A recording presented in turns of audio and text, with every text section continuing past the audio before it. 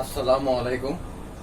পল্লবী মহিলা degree college আয়োজিত online ক্লাসে সকল ছাত্রীদের স্বাগত। আজকে আমি শ্রেণী একাদশ ও দ্বাদশ শ্রেণীর ক্লাসটা নিব। এই ক্লাসে তোমাদের সপ্তম অধ্যায়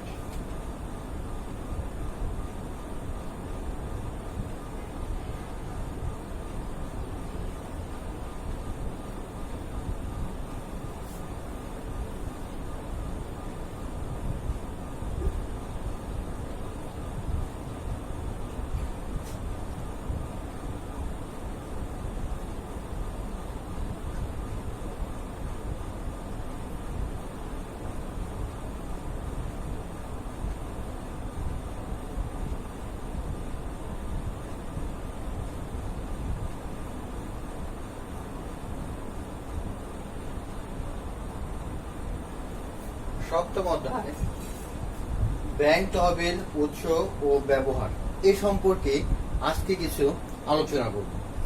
এই অধ্যায়টা অনেক বড় অধ্যায়, খুবই গুরুত্বপূর্ণ অধ্যায়। তো আমি সর্বপ্রথম ধন্যবাদ জানাচ্ছি মহান আল্লাহ তাআলাকে, যিনি এই করোনা মহামারী পরিস্থিতিতেও আমাদেরকে সুস্থ সবল রেখেছে। আমি আরো ধন্যবাদ জানাচ্ছি আমাদের প্রিয় অধ্যক্ষ মহোদয় ও উপাধ্যক্ষ মহোদয় এবং এই অনলাইন কার্যক্রমের সাথে সংশ্লিষ্ট সকল শিক্ষক বৃন্দ, সবাইকে সালাম। আমার স্নেহের ছাত্রছাত্রী যারা একাদশ দ্বাদশ শ্রেণী আছো, তাদের জন্য এই অধ্যায়টা খুবই গুরুত্বপূর্ণ। বিশেষ করে এইচএসসি যারা দ্বাদশ শ্রেণীতে আছো, তাদের জন্য অবশ্যই গুরুত্বপূর্ণ। এখান থেকে প্রায় তোমাদেরকে 10 মার্কের একটা পূর্ণাঙ্গ কোশ্চেন এই সপ্তম অধ্যায় থেকে থাকবে।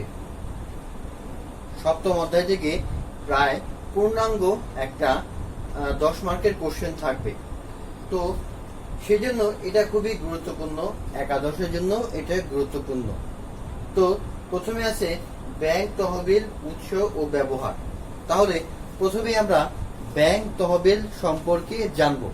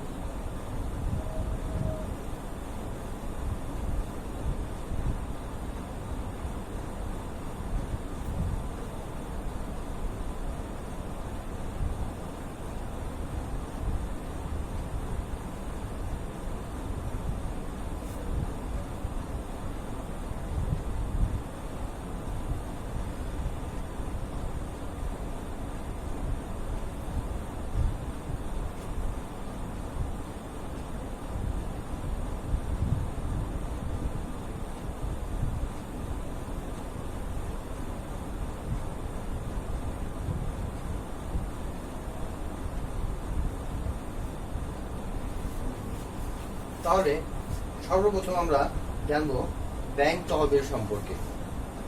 অর্থাৎ ব্যবসায়িক প্রয়োজনে নিজস্ব ও বাহিরের বিভিন্ন উৎস থেকে ব্যাংক যে অর্থ সংগ্রহ করে তার সমষ্টিকে ব্যাংক তহবিল বলে। অর্থাৎ আমরা এখানে যদি এই সংজ্ঞাটা ভালো মতো লক্ষ্য রাখি, তাহলে এখানে দুইটা জিনিস আছে। একটা আছে নিজস্ব, দুইটা আছে বাহিরে। এই নিজস্ব এবং বাহিরের উৎস থেকে ব্যাংক যখন অর্থ সংগ্রহ করে তখন তাকে এই ব্যাংক তহবিল বলে। ব্যাংক তহবিল খুবই গুরুত্বপূর্ণ একটা বিষয়, কারণ ব্যাংকের যদি মূলধন বা তহবিল না থাকে তাহলে সে ঋণদান করতে অপারগতা প্রকাশ করে।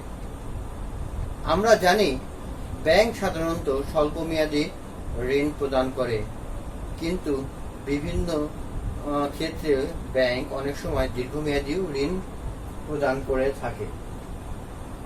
তাহলে আমরা সংজ্ঞা থেকে স্পষ্টভাবে বুঝলাম যে ব্যাংক ব্যবসায়ের প্রয়োজনে নিজস্ব ও বাহিরের বিভিন্ন উৎস থেকে ব্যাংক যে অর্থ সংগ্রহ করে তার সমষ্টিকে ব্যাংক তহবিল বলে। তাহলে আমরা ব্যাংক তহবিলের সংজ্ঞাটা খুব সুন্দরভাবেই পড়তে পারলাম। এখন আমরা পড়ব ব্যাংক তহবিলের বা প্রকারভেদ বা উৎস সম্পর্কে আমরা এখন জানব। তো জানার আগে আমরা একটু চার্ট নিয়ে আলোচনা করব তারপরে। তো এখন আমরা এখানে বলছিলাম নিজস্ব এবং বাহিরের উৎস। তাহলে আমরা এখন দেখব যে ব্যাংকের কি কি নিজস্ব এবং বাহিরের উৎস আছে।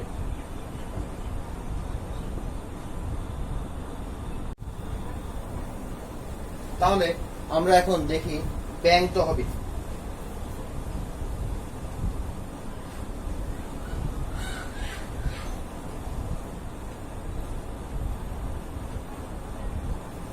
আমরা এইভাবেও লিখতে পারি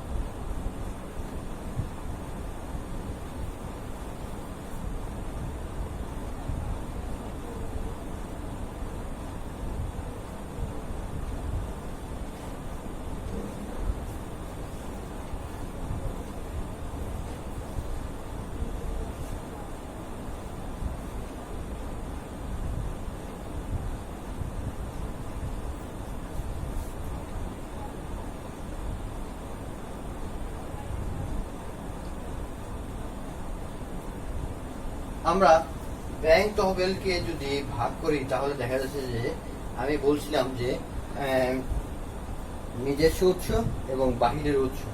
তাহলে সেখান থেকে দেখতে পাচ্ছি যে শেয়ার মূলধন, সঞ্চিত তহবিল, আমানত হিসাবে সংগৃহীত অর্থ, কেন্দ্রীয় ব্যাংক এবং অন্যান্য উৎস থেকে এই ব্যাংক অর্থ সংগ্রহ করতে থাকে, তহবিল সংগ্রহ করতে পারে, অর্থাৎ মূলধন সংগ্রহ করতে পারে। এই মূলধন সংগ্রহ করার জন্য ব্যাংকের শেয়ার মূলধনের উপর নির্ভর করতে হয়, বিভিন্ন প্রকার যে সঞ্চিতি গুলো আছে সেই সঞ্চিতির উপর, আমানত হিসাবের উপর এবং কেন্দ্রীয় ব্যাংকের উপর। তোমাদের বুঝার সুবিধার্থে আমি চার্ট আকারে পরবর্তীতে তোমাদেরকে এটা লিখে দিচ্ছি।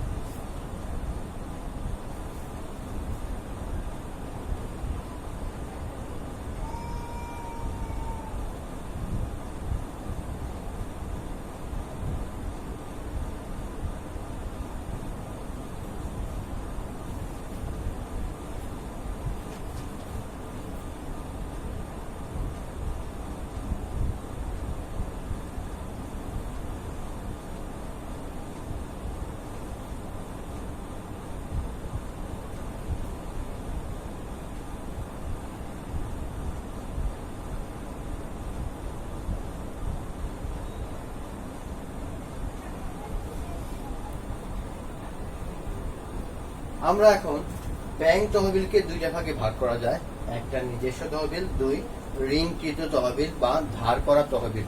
অর্থাৎ যে তহবিলটা আমরা বাহির থেকে বা ব্যাংক বাহির থেকে সংগ্রহ করে তাকেই ঋণকৃত তহবিল। আর নিজস্ব তহবিল বলতে ব্যাংক যখন তার নিজস্ব উপায়ে যে তহবিলটা সংগ্রহ করে থাকে। তাহলে আমরা এগুলার প্রকারভেদ বা দেখা গেছে যে বিস্তারিত আরো সম্পর্কে জানলে আমাদের ব্যাংক তহবিলের সম্পর্কে ধারণাটা একদম ক্লিয়ার হয়ে যাবে। তাহলে নিজস্ব তহবিলকে কয়েক ভাগে ভাগ করা যায়। আমি 1 নাম্বার 2 নাম্বার দিয়ে লিখে দিচ্ছি।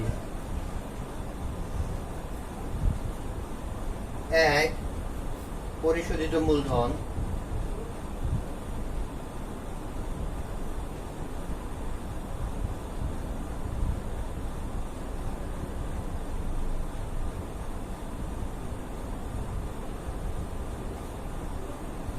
2 সঞ্চিত তহবিল,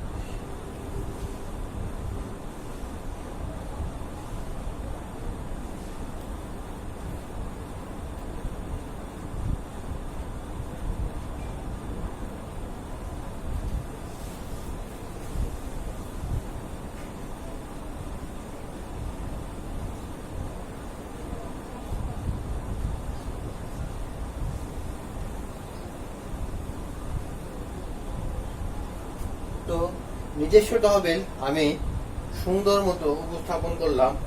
1 পরিশোধিত মূলধন, 2 সঞ্চিত তহবিল, 3 অবন্টিত মুনাফা, 4 শেয়ার প্রিমিয়াম, 5 বোনাস শেয়ার। তাহলে এ সম্পর্কে আমরা আগে বিস্তারিত জানি, পরে আমরা ঋণকৃত তহবিল সম্পর্কে জানব। 1 নাম্বার পরিশোধিত মূলধন। পরিশোধিত মূলধন বলতে আমরা কি বুঝি?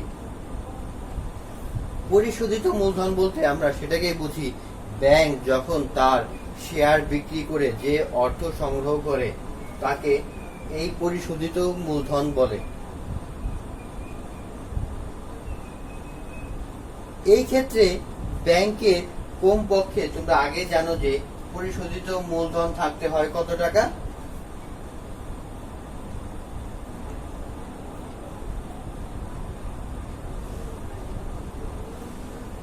অর্থাৎ ব্যাংকের পরিশোধিত মূলধন হতে হবে প্রায় 400 কোটি টাকা। আমি যদি ব্যাংক যখন প্রতিষ্ঠাতা করব বা প্রতিষ্ঠিত হবে তখন তার এই মূলধনের পরিমাণ 400 কোটি টাকা থাকতে হবে। 400 কোটি টাকা থাকলেই একটা ব্যাংক রান বা ওপেনিং করা যায়, বা এটা কি বলে ব্যবহার করা যায়, বা মার্কেটে এটা ব্যবসা শুরু করতে পারে। বা শুরু করার জন্য অবশ্যই 400 কোটি টাকা প্রয়োজন। তো আমরা তাহলে বুঝলাম, অর্থাৎ পরিশোধিত মূলধন বলতে আমরা সেটাকেই বুঝাইলাম যেটা হলো এই ব্যাংক শেয়ার বিক্রি করে অর্থ সংগ্রহ করার প্রক্রিয়াটাই হলো পরিশোধিত মূলধন। তোমরা হিসাব বিজ্ঞান ক্লাসে এই পরিশোধিত মূলধন সম্পর্কে তোমরা বিস্তারিত জেনেছ। 2 নাম্বার আছে সঞ্চিত তহবিল। এই সঞ্চিত তহবিলটা কি? ব্যাংক তার বিভিন্ন প্রয়োজনে এখানে সঞ্চিতি রেখে দেয়। এই সঞ্চিতি তার বিপদের সময় কাজে লাগে। যেমন আমাদের সঞ্চয়গুলা আমাদের বিপদের সময় ব্যাপক হারে কাজে লাগে, ঠিক তেমনি ব্যাংক তার বিভিন্ন প্রকার সঞ্চিতি রেখে দেয়। তাহলে আমরা এখন দেখি ব্যাংক কি কি প্রকার সঞ্চিতি রাখে। 1 বিধিবদ্ধ রিজার্ভ।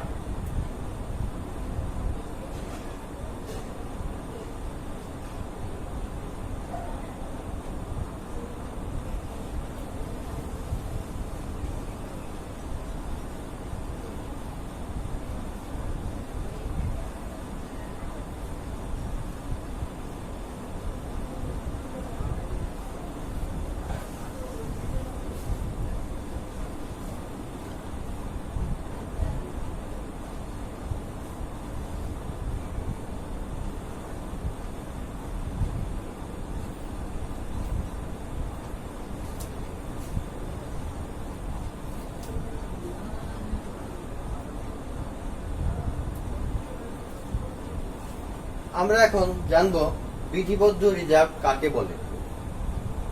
বিধিবদ্ধ রিজার্ভ সম্পর্কে আমি তোমাদের দ্বিতীয় অধ্যায় যখন কেন্দ্রীয় ব্যাংক পড়াইছিলাম তখন এই সম্পর্কে বিস্তারিত আলোচনা করেছি। অর্থাৎ প্রত্যেকটা বাণিজ্যিক ব্যাংকে তার কেন্দ্রীয় ব্যাংকে নির্দিষ্ট পরিমাণ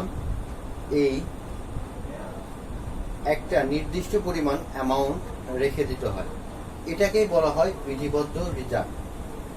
এই বিধিবদ্ধ রিজার্ভ যে পর্যন্ত এই 400 কোটি টাকা মূলধন অর্জিত না হয় সেই পর্যন্ত লাভের 20% হারে প্রত্যেকটা লাভের 20% হারে এইটা তহবিল হিসাবে ব্যাংক ব্যবহার করতে পারে। সাধারণ সঞ্চিতি, ব্যাংক তার নিজস্ব প্রয়োজনে বিভিন্ন সময় সাধারণ সঞ্চিতি বলে বা রিজার্ভ ফান্ড একটা তৈরি করে। এই ফান্ডের অর্থ কম বেশি হলে তা থেকে শেয়ার মালিকদের স্টক ডিভিডেন্ড বা বোনাস শেয়ার ইস্যু করতে পারে। তাহলে এই সাধারণ সঞ্চিতিটা খুবই গুরুত্বপূর্ণ একটা বিষয়। অন্যান্য সঞ্চিতি ব্যাংকে দুইটা সঞ্চিতির বাইরে অন্যান্য সঞ্চিতি সে তৈরি করে।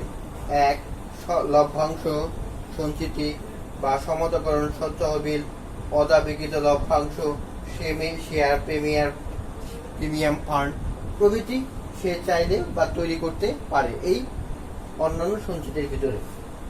তারপরে আছে অবন্টিত মুনাফা, অর্থাৎ যে মুনাফাটা ব্যাংক বন্টন করে নাই, অর্থাৎ ব্যাংক যেটা শেয়ার হোল্ডার মাধ্যমে বন্টন করার কথা ছিল সেখান থেকে লাভের নির্দিষ্ট পরিমাণ দেখা গেছে যে 10%, 20% এটা সঞ্চিতি হিসাবে আলাদাভাবে রেখে দিয়েছে, এটা বন্টন করে নাই। শেয়ার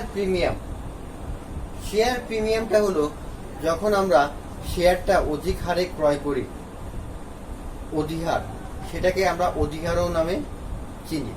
অধিহারটা কি? অর্থাৎ 10 টাকার একটা শেয়ার আমি যখন এটা 20 টাকা দিয়ে ক্রয় করব, এই 10 টাকাটাই হবে এই প্রিমিয়াম। অর্থাৎ 10 টাকার শেয়ার যখন আমি 20 টাকা দিয়ে ক্রয় করব, তার মানে কি 10 টাকা হবে আমার প্রিমিয়াম।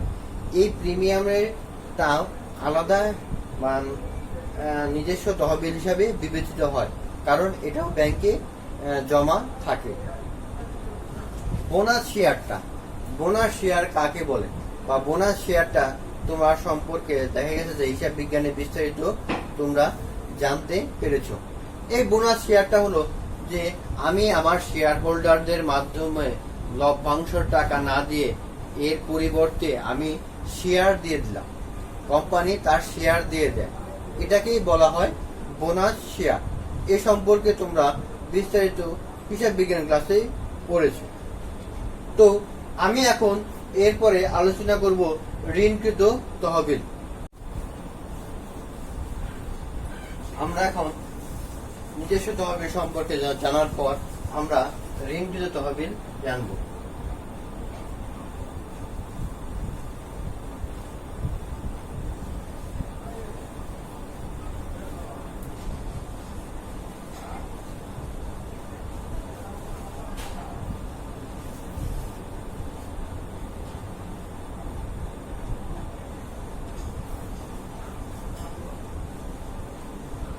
তো ঋণকৃত তহবিলের প্রথমে এই 1 নম্বরে আছে আমানত হিসাবে সংগ্রহিত অর্থ।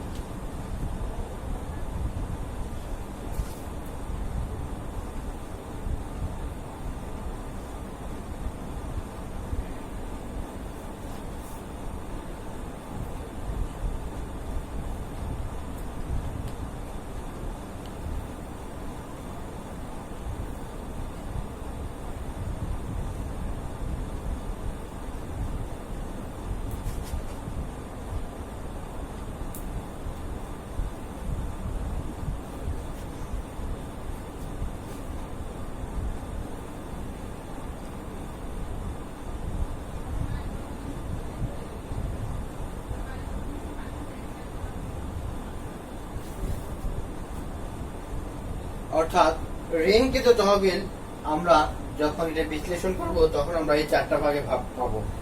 আমানত হিসাবে সংগ্রহিত অর্থ, কেন্দ্রীয় ব্যাংক হতে ঋণ, মুদ্রা বাজার থেকে গৃহীত ঋণ, ব্যাংক দলিলের মাধ্যমে গৃহীত ঋণ। এই সম্পর্কে আমরা এখন জানব।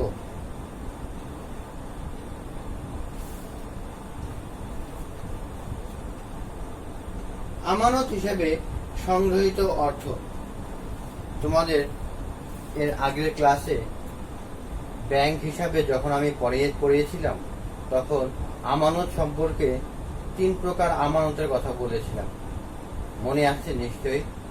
1 চলতি, 2 সঞ্চয়, 3 স্থায়ী। ব্যাংক যখন এই 3 প্রকার আমানত থেকে অর্থ সংগ্রহ করবে তখন তাকে এই আমানত হিসাবে সংগ্রহিত অর্থের ঋণ বলা হয়। কি বললাম? 1 চলতি, 2 সঞ্চয়ী,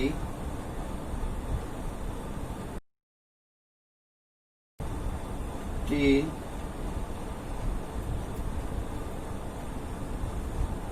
স্থায়ী। এই 3টা হিসাবের কথা নিশ্চয়ই তোমাদের মনে আছে। এই চলতি, সঞ্চয়ী, স্থায়ী হিসাবের মাধ্যমে ব্যাংক যখন আমানত সংগ্রহ, এই আমানত হিসাবে সংগ্রহিত অর্থ বলা হয়। তাহলে আমরা 1 নাম্বারটা খুব সহজভাবেই বুঝে গেলাম। 2 নাম্বার, কেন্দ্রীয় ব্যাংক হতে ঋণ। এর আগেও তোমাদেরকে আমি পড়িয়েছি, কেন্দ্রীয় ব্যাংক হলো সর্বশেষ ঋণ গ্রহণের আশ্রয়স্থল। অর্থাৎ বাণিজ্যিক ব্যাংকগুলা যখন কোথাও ঋণ পায় না বা ঋণ গ্রহণ করতে পারে না, তাদের আর্থিক সমস্যা দেখা দেয়, তখন তারা এই কেন্দ্রীয় ব্যাংক হতে ঋণ গ্রহণ করে থাকে। তাহলে ব্যাংকের বিপদের সময় কেন্দ্রীয় ব্যাংক হতে যে ঋণ সংগ্রহ করে থাকে তাকেই কেন্দ্রীয় ব্যাংক হতে সংগ্রহিত ঋণ বলে। মুদ্রা বাজার থেকে গৃহীত ঋণ, তোমাদেরকে মূলধন বাজার এবং মুদ্রা বাজার প্রথম পত্রে ক্লাসে আমি ভালো মতো বুঝিয়ে দিয়েছিলাম। তাহলে মুদ্রা বাজার হলো আর্থিক বাজার, অর্থাৎ যে মার্কেট থেকে সহজেই ব্যাংক বিভিন্ন কাগজপত্র ইস্যুর মাধ্যমে স্বল্প মেয়াদী ঋণ সংগ্রহ করতে পারে, তাকেই মুদ্রা বাজার বলে। এই মুদ্রা বাজার থেকে ব্যাংক চাইলে অতি অল্প সময়ের ভিতরেই কল মানি সুদের মাধ্যমে এই মুদ্রা বাজার থেকে ঋণ সংগ্রহ করতে পারে। ব্যাংক দলিলের মাধ্যমে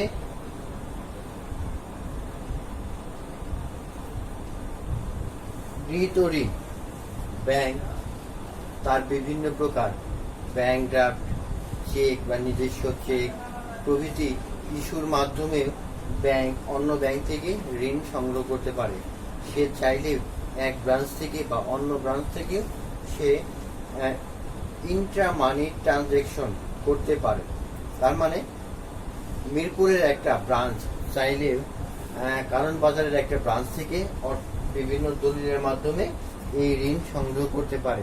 তাছাড়াও বিভিন্ন বাহির থেকে বিভিন্ন প্রতিষ্ঠান, বীমা কর্পোরেশন বা অন্যান্য ব্যাংক থেকে চাইলেও বাণিজ্যিক ব্যাংকগুলা এই দলিলের মাধ্যমে অতি সহজেই খুব ভালো মতোভাবে ঋণ সংগ্রহ করতে পারে। তাহলে ব্যাংক তহবিলে আমরা যখন ভাগ করছি তখন দুইটা পেয়েছিলাম, এক হলো নিজস্ব তহবিল, দুই ঋণকৃত তহবিল। তাহলে নিজস্ব তহবিল এবং ঋণকৃত তহবিল সম্পর্কে তোমরা আজকের ক্লাসে বিস্তারিত বুঝবে। তাহলে এটা কিন্তু খুবই কমন যে ব্যাংকের কোনটা নিজস্ব তহবিল, কোনটা ঋণকৃত তহবিল, এই সম্পর্কে তোমরা বিস্তারিত পড়তে পারবে।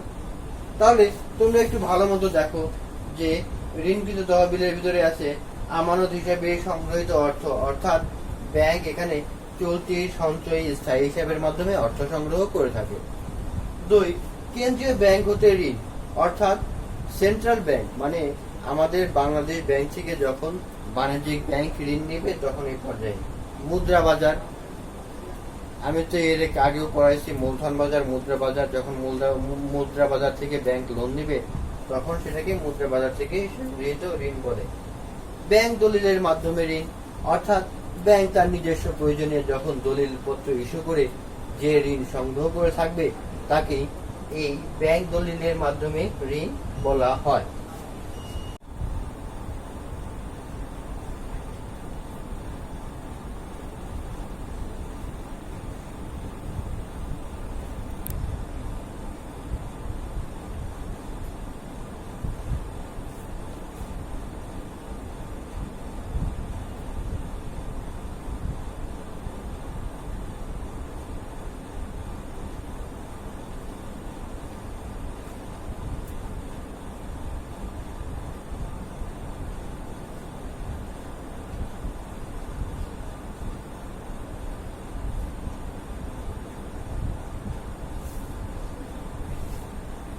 তোমাদের 2 মার্কের একটা কোশ্চেন খুবই গুরুত্বপূর্ণ। দেখো, ব্যাংক পরের ধনে পোদ্দারি করে, বুঝিয়ে বলো। এটা 2 মার্কের মধ্যে আসতে পারে। এটা একটা খুবই গুরুত্বপূর্ণ একটা কোশ্চেন। ব্যাংক কিভাবে পরের ধনে পোদ্দারি করে, অর্থাৎ ব্যাংক যখন অন্যের ধন সম্পদ বা টাকা পয়সা নিয়ে মাতবাড়ি করে, সেটা আমি তোমাদেরকে ভালো মতো বুঝিয়ে দিই। আমাদের সমাজে এটাই প্রচলিত আছে, ব্যাংক পাড়ায় সমাজে বা এখানে প্রচলিত আছে যে ব্যাংক পরের ধনে পোদ্দারি করে। এই কথাটি সব সমাজেই প্রচলিত। তার মানে ব্যাংক পাড়ায় যখন আমরা এটা যাই তখন সবাই আমরা বুঝি যে ব্যাংক অন্যের ধনে বা অন্যের টাকা পয়সার উপরে মাতবাড়ি করে। অন্য ব্যবসায়ীদের যেভাবে অধিকাংশ নিজের অর্থ বিনিয়োগ করে ব্যবসা করতে হয়, ব্যাংকের ক্ষেত্রে ঠিক ভিন্ন। অর্থাৎ একজন ব্যবসায়ী তার নিজস্ব তহবিল দিয়ে ব্যবসা করতে হয়, কিন্তু ব্যাংকের ক্ষেত্রে তা না। ব্যাংক অন্যান্য মানুষের বা অন্য মানুষের অর্থ দিয়েই ব্যবসা করে। ব্যাংক তার নিজস্ব মূলধন অপেক্ষা জনগণের নিকট থেকে আমানত হিসেবে সংগৃহীত অর্থের উপর ভর করে মূলত ব্যবসা পরিচালনা করে। তার মানে নিজস্ব যে অর্থটা আছে সেটার চেয়ে অন্যান্য মানুষের যে অর্থগুলো আছে সেগুলোই দিয়েই সে ব্যবসা পরিচালনা করছে। আমরা জানি একটা ব্যাংক হতে পরিশোধিত মূলধন লাগে 400 কোটি টাকা, কিন্তু ব্যাংক অনেক ক্ষেত্রে 1000 কোটি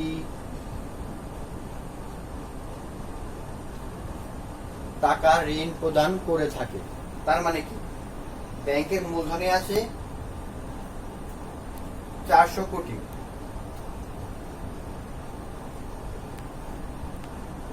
কিন্তু সে 1000 কোটি টাকা ঋণ দেয়, অর্থাৎ বাদ বাকি টাকা সে জনগণের টাকাই ঋণ দিবে। এটাই হলো ব্যাংকের পরের ধনের পোদ্দারি। অর্থাৎ ব্যাংক তার ঋণকৃত যে তহবিল আছে, অর্থাৎ আমানত হিসাবে সংগ্রহিত অর্থ, কেন্দ্রীয় ব্যাংক হতে ঋণ, মুদ্রা বাজার থেকে সংগ্রহিত ঋণ, ব্যাংক দলিলের মাধ্যমে সংগ্রহিত ঋণ প্রভৃতি উৎস থেকে ব্যাংক যখন এই অর্থ সংগ্রহ করে, এই প্রক্রিয়াটাকেই এই পরের ধনের পোদ্দারি বলে। অর্থাৎ ব্যাংক জনগণের টাকা নিয়ে মাতবাড়ি করে, অর্থাৎ আরেকজনকে ঋণ প্রদান করতেছে। সেখানে ব্যাংকের মূলধন কিন্তু মাত্র 400 কোটি টাকা। সে জনগণের কাছ থেকে এই আমানত হিসেবে চলতি সঞ্চয় স্থায়ী হিসাবে অর্থ সংগ্রহ করছে।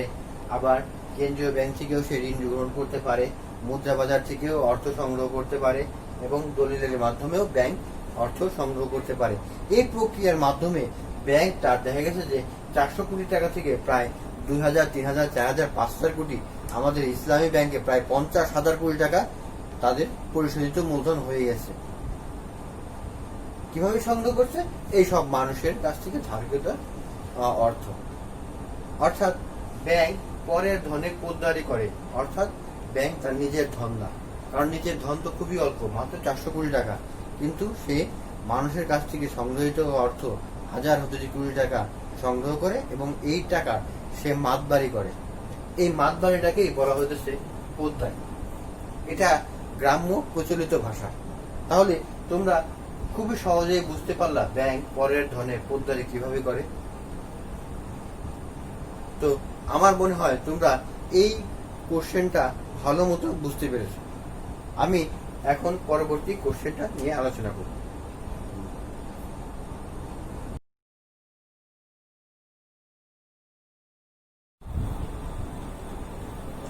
আমরা এখন ব্যাংকের পরের ধনের পোদ্দারি করে কথাটা বোঝার পরে আমরা আরেকটা কোশ্চেনটা একটু দেখি। সেটা হলো,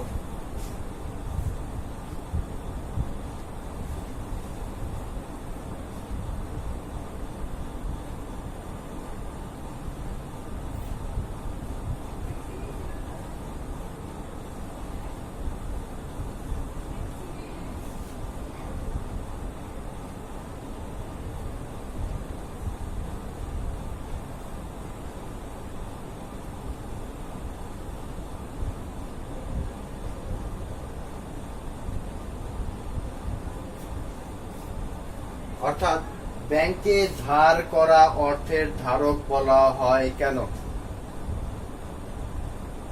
এই কোশ্চেনটা সম্পর্কে জানতে হলে আমাকে প্রথমে জানতে হবে ধারক।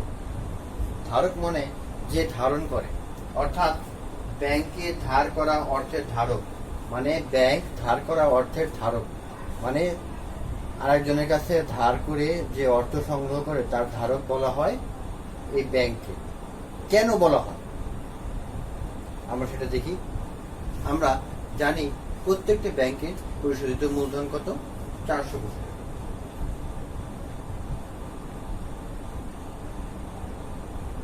কিন্তু সে জনগণের কাছ থেকে এই চলতি সঞ্চয় স্থায়ী হিসাবের বিপরীতে সে প্রায় 1000 কোটি টাকা পর্যন্ত সংগ্রহ করতে পারে।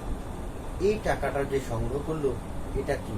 ধারক মানে ব্যাংক এই টাকাগুলো ধারণ করে রয়েছে। সেই জন্য ব্যাংকে ধার করা অর্থের ধারক, অর্থাৎ ঋণকৃত তহবিল থেকে ব্যাংক যে অর্থটা ঋণকৃত তহবিল থেকে সংগ্রহ করে তাকে এই ধার করা অর্থে, তাই মূলত এই ধার করা অর্থই হলো এই ঋণকৃত তহবিল, অর্থাৎ আমানত হিসেবে সংগ্রহিত অর্থ। 2, কেন্দ্রীয় ব্যাংক হতে ঋণ। 3, মুদ্রা বাজার থেকে সংগ্রহিত ঋণ, অর্থাৎ ব্যাংক দলিলের মাধ্যমে সংগ্রহিত ঋণ।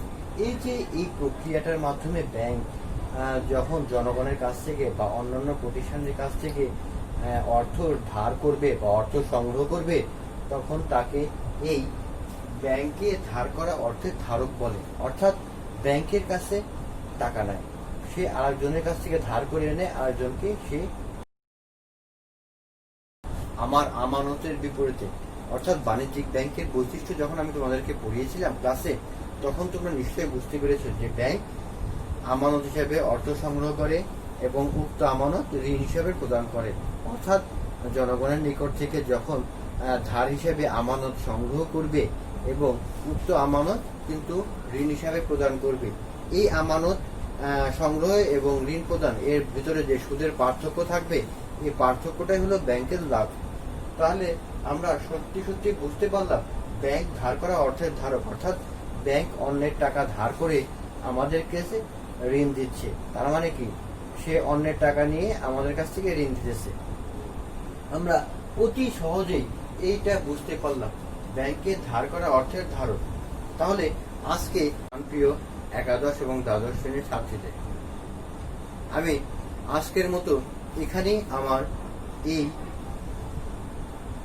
লেকচার বা আজকের মতো ক্লাস আমি এখানেই শেষ করছি। তোমরা ভালো থাকবে, সুস্থ থাকবে, ভালো থাকবে। আল্লাহ হাফেজ।